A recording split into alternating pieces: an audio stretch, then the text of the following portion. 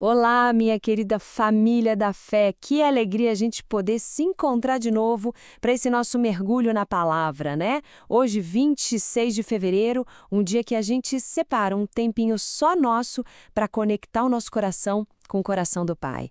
Olha, é sempre bom lembrar, né? Isso aqui que a gente faz não é só seguir uma lista de leitura, não. A ideia é ter uma conversa de verdade todo dia.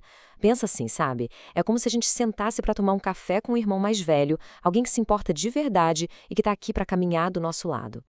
Então, bora lá? As nossas leituras de hoje, uau, elas nos jogam em dois mundos bem diferentes, mas super conectados. De um lado, a gente vai lá para a opressão no Egito, em Êxodo, do capítulo 1 ou 3, e do outro, a gente acompanha os milagres de Jesus lá na Galileia, em Mateus 15, a partir do verso 29, e vai até o capítulo 16, verso 12.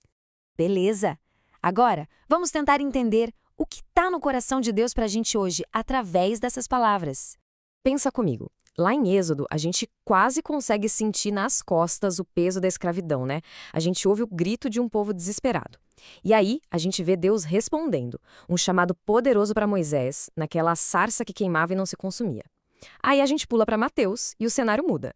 Vemos Jesus em ação, curando, alimentando multidões, um poder incrível. Mas olha só, ele também deixa um alerta muito sério sobre ensinos falsos.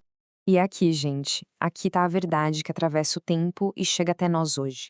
O nosso Deus, ele é um Deus que vê, ele ouve e ele responde ao sofrimento do seu povo, sabe?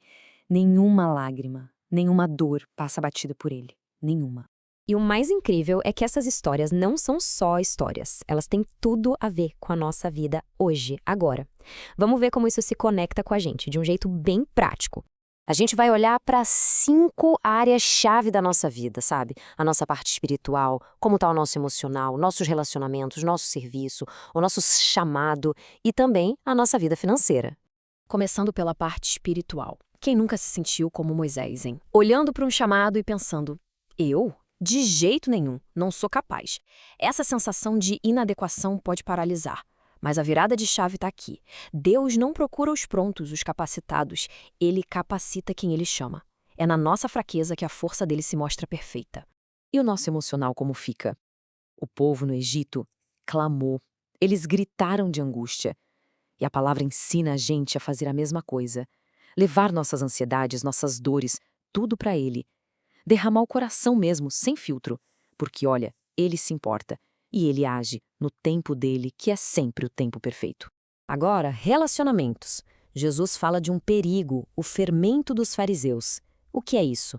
É o orgulho, aquela religiosidade de fachada, a hipocrisia. São aquelas coisinhas que parecem pequenas, mas que azedam tudo, que estragam a comunhão. O chamado, então, é para a gente buscar a humildade, a verdade que só se encontra em Cristo. E no nosso serviço, no nosso ministério, a nossa sarça ardente, o nosso chamado, talvez não seja um fogo gigante no meio do deserto. Talvez seja uma necessidade que só a gente está vendo. Um amigo no trabalho que precisa de atenção, uma chance de ajudar na nossa comunidade. A questão é, onde Deus está nos chamando para fazer a diferença hoje? Por fim, a área financeira. A grande lição aqui é sobre confiança. Pensa bem, aquele povo era escravo, não tinham nada, zero recursos, mas Deus?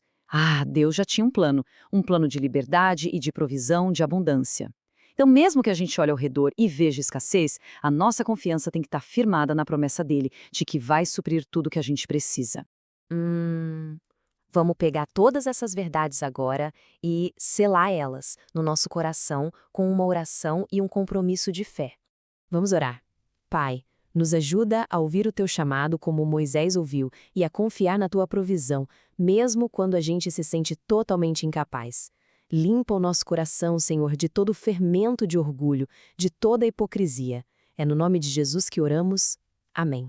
E agora, com toda a nossa fé, vamos declarar isso juntos. Se puder em voz alta. Hoje, declaramos que o Deus que ouve o clamor é o nosso Deus. Ele nos capacita para o seu chamado e nos livra de todo engano. E para a gente fechar nosso tempo aqui de irmão para irmão nessa caminhada, queria deixar um conselho e um desafio para a gente levar para o resto do dia. O conselho é simples, mas poderoso. Por favor, não despreze os pequenos comércios. Pensa nisso, a libertação de uma nação inteira começou com um bebezinho num cesto de vime e com um homem cheio de desculpas, gaguejando diante de um arbusto em chamas. Deus ama usar o que o mundo acha pequeno, o que parece improvável, para fazer as obras mais incríveis. E o desafio, a pergunta que fica ecoando para a gente meditar ao longo do dia, é esta: qual área da nossa vida o Espírito Santo está querendo transformar hoje? Se a gente deixar. Que a paz do Senhor, aquela paz que vai além de qualquer entendimento, simplesmente inunde o coração de cada um. Vamos começar a jornada de hoje com essa certeza firme. Ele está vendo, Ele está ouvindo e Ele está nos chamando.